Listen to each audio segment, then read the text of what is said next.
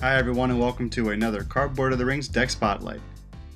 Today's spotlight actually features two decks, so get ready for Renewed Friendship. These decks come from Beorn himself over at the Hall of Beorn blog, and were featured in an article that he actually released way back in early 2013. Links for the original article and the decks themselves on RingsDB will be included in the description below. So, expanding upon an article that Beorn previously published regarding playstyle, he decided to create a fellowship utilizing the card Renewed Friendship, which is a zero-cost event that was relatively unplayed when it was released, let alone today. A couple quick notes before we get into the deck. Beorn's two lists actually includes 2 core sets worth of product, and the list acts under the assumption that both players have their own cards. So we have retweaked the decks that both decks can be played with 1 core set and all the cards up through the Dwerodelf cycle, including the Shadows of Mirkwood. But if you're the only one collecting cards in your playgroup, then check out those lists.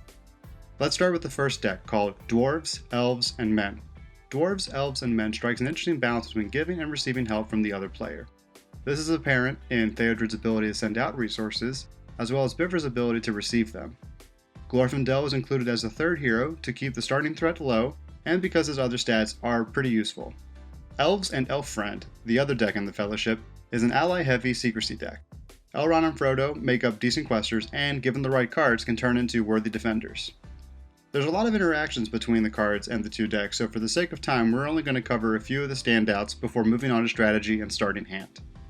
In Dwarves, Elves, and Men, Villeneuve is included to be played on Elrond to not only grant him the Spirit Resource icon, but to help him start churning out expensive cards like Gildor and Glorian for free.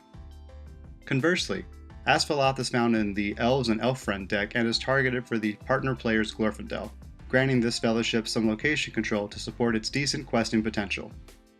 A single copy of a Burning Brand is included in both lists and can be used on Elrond or Bifur, keeping shadow effects at bay. Dunedain Warning, found in the Glorfindel deck, can be placed on Frodo, Elrond, or even Bifur to increase their defensive capabilities. Both decks include Renewed Friendship, and while the original list has 3 copies in each deck, if you're playing with 1 set of product, you'll find 2 copies in the Elves and Elfriend deck and 1 copy in the Dwarves, Elves, and Men deck. Multiple modes can be considered the underlying theme to this fellowship, with other cards like Miravor, Protector of Lorien, Galadrim's Greeting, and of course the aforementioned Renewed Friendship, providing different effects depending on what scenario you might be facing or what state of the game you are in. Let's move on to strategy. For Elves and Elfriend, Resourceful is a great card to see in your opening hand. You're only going to have 2 heroes, and a Resourceful will guarantee your deck will gain resources at the normal rate. Elrond will be doing a lot of the heavy lifting, so place it on him if you have the choice. Elrond's Counsel is another great opener, as it will help get some early questing and keep you in secrecy longer if you need it. Owen can be used to help boost a hero's defense, which is pretty useful if you're starting a quest that has an enemy out in the opening round, and her 2 willpower is very good at this point in the game's life. For Dwarves, Elves, and Men, Villeneuve is a good starter as it will get the other deck off to the races and allow for an early Renewed Friendship trigger, assuming the other deck has it. Lastly, Warden of Healing is also a powerful starting ally, since Elrond will be across the table, and should be considered a mulligan for if there are damage or archery heavy quests.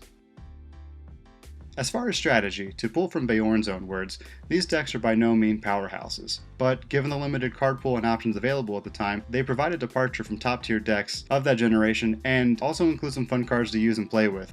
They do play strongly to the cooperative nature of this game. And to pull from Beorn one more time, once these decks do get going, their success rate is pretty good. What's really neat about these 2 decks is that there has been a lot of product that has come out since the release of these cards that you can use to upgrade this list if you already like.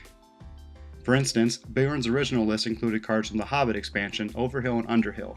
3 copies of Pram and a single thrower's map help support the hero readying effects and location management already apparent in the 2 decks.